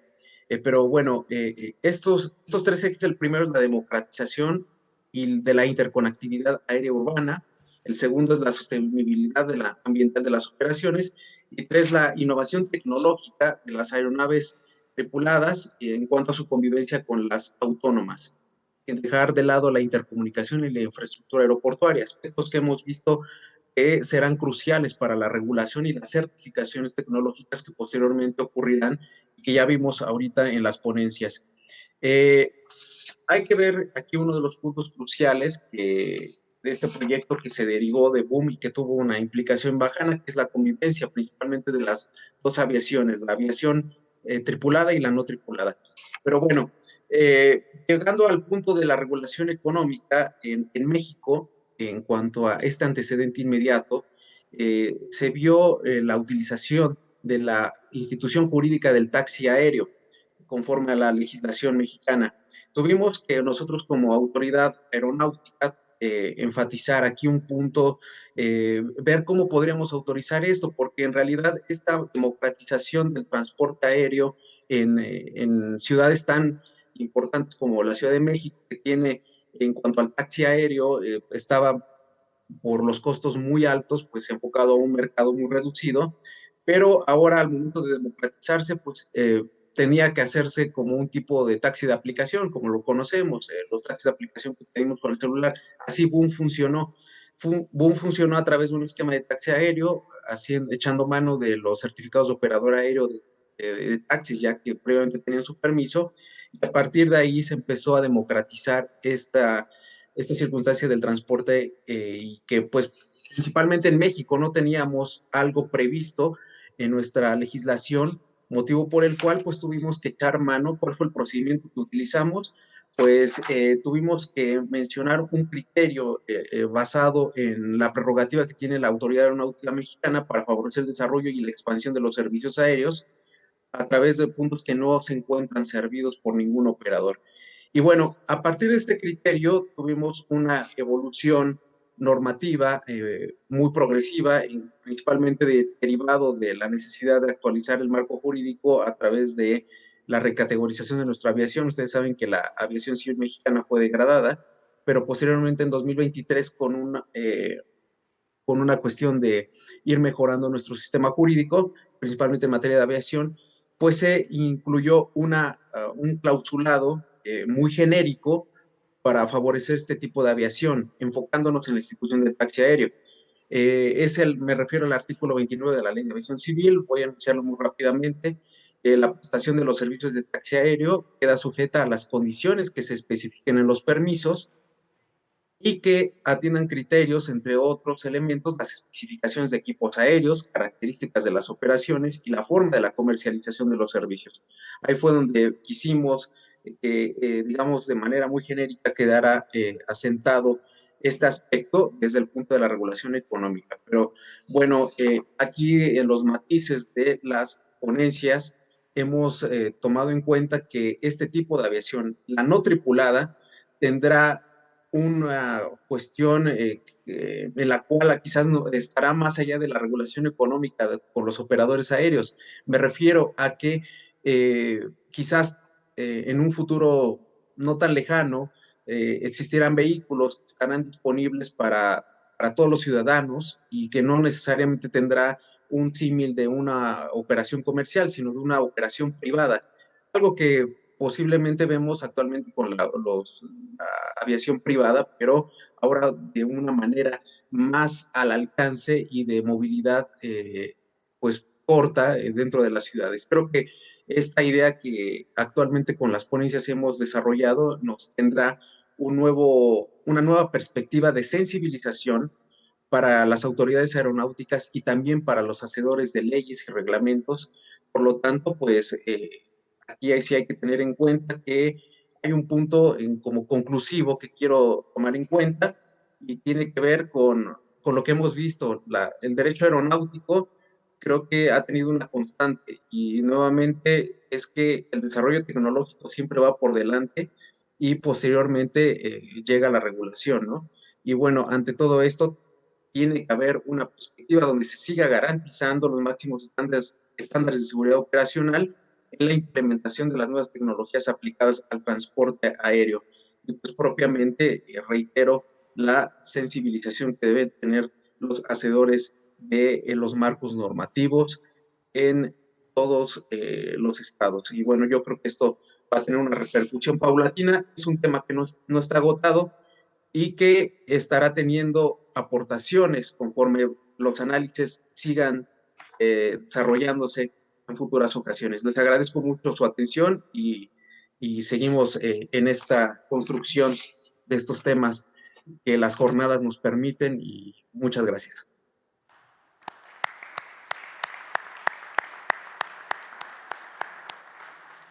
Muy bien, muchas gracias, Salazar. Y ahora, a continuación, el siguiente comunicante es otro miembro del Instituto y alumno del curso de especialista en Derecho Aeronáutico y Espacial, Jesús Emilio Vázquez Anzola.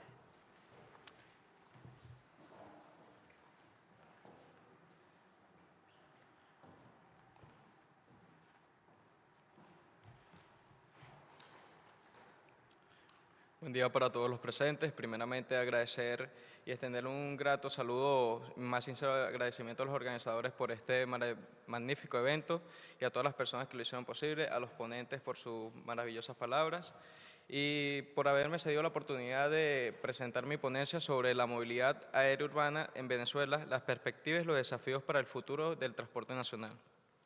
En la actualidad, la movilidad aérea urbana conlleva un gran aporte y un gran avance tecnológico para el desarrollo de todo el transporte aeroespacial, ya que ayudarían a mejorar el desplazamiento entre los transportes urbanos y así poder disminuir la necesidad de los ciudadanos que conllevan el desplazamiento de punto A a punto B.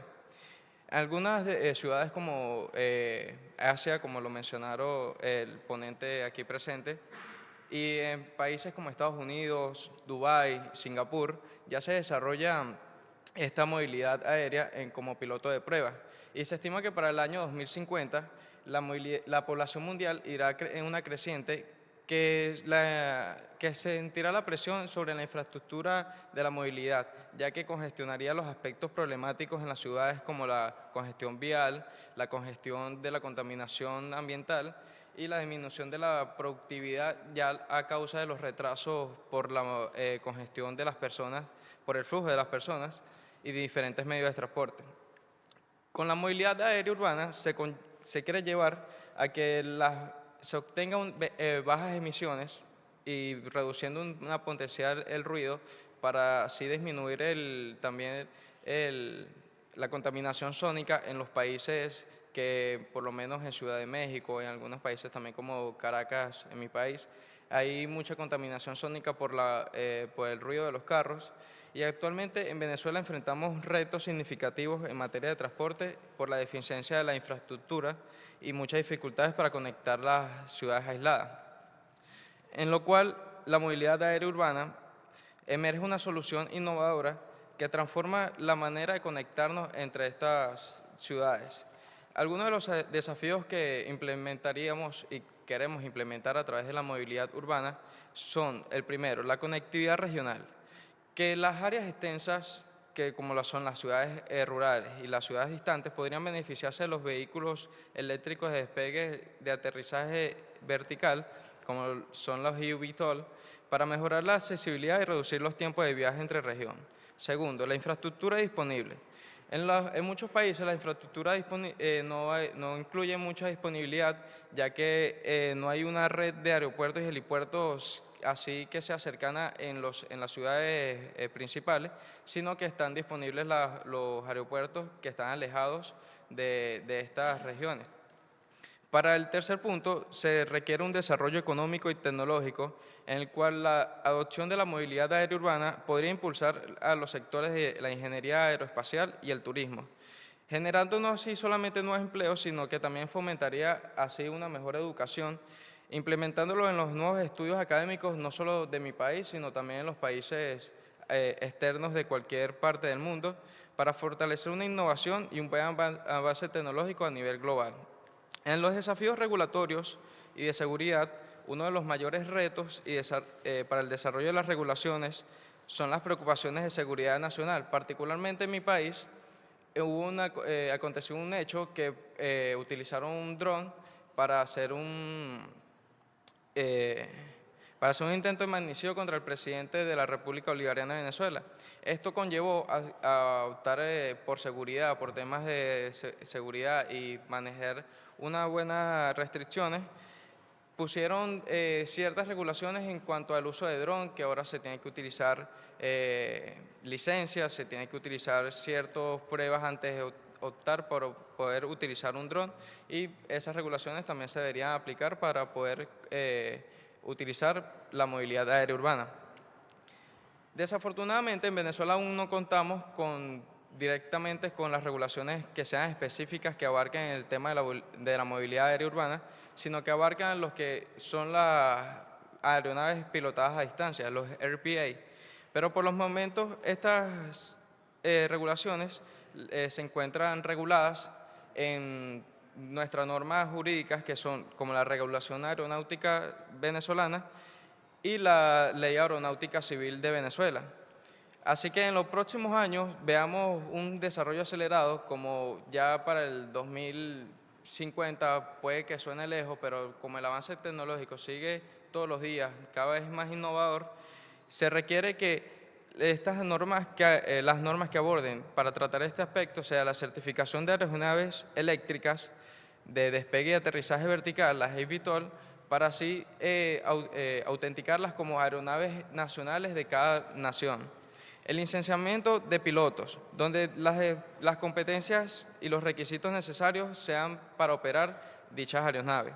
Los espacios aéreos dedicados, estableciendo zonas aéreas específicas para la operación de esta movilidad, ya que como se quiere incluir en zonas principales, en ciudades principales, y allí no hay acceso a las aeronaves grandes, entonces esta tiene que tener una regulación y una seguridad en cuanto a las edificaciones y todas las zonas operacionales.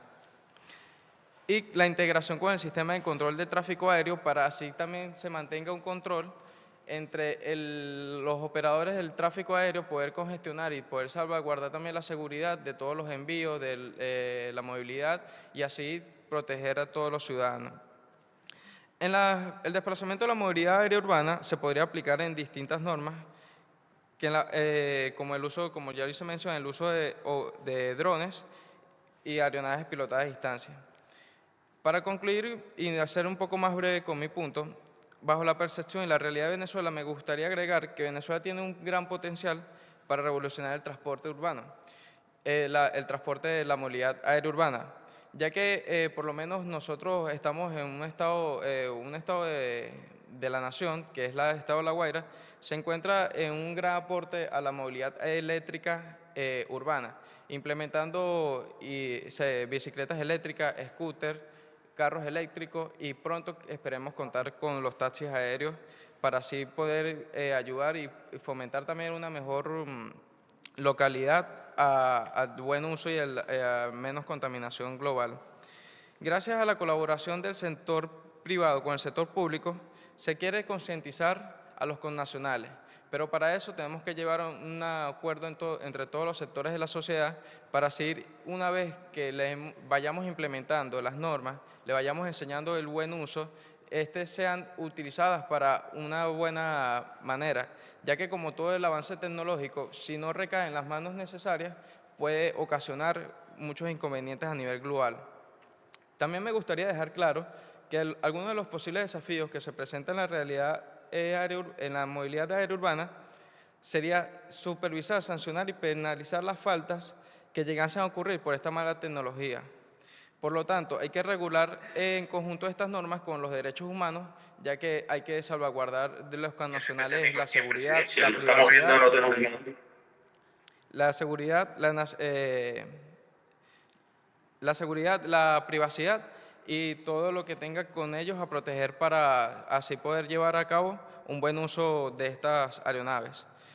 Y para culminar un poco, es necesario que se deben tomar acciones para aquellos que se realicen una infracción y no leen el uso adecuado que están especificadas, bien sea para el uso recreacional, comercial o privado. Que el que malverse estas necesidades acarrearía las consecuencias que se encuentran tipificadas en las normas y leyes establecidas y así prevenir las consecuencias adversas y obtener una buena receptividad de forma recíproca entre todos los sectores de la sociedad. Muchas gracias, eso fue todo.